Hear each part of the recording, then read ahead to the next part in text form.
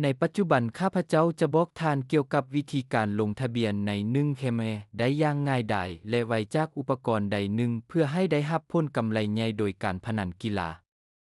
เปิดตัวท่องเว็บในโทรศัพท์หรือคอมพิวเตอร์ของทานพิมพ์1 เคมในแท็บค้นหาและไปที่เว็บไซต์อยู่ที่นั้นทานจะเข้าไปในเมนูหลักเลือกปุ่มลงทะเบียนข้าพเจ้าแนะนำให้ทานเลือกทางเลือกอีเมลเพราะว่านี้แม่นการลงทะเบียนอย่างเต็มที่กับการปกป้องข้อมูลของทาน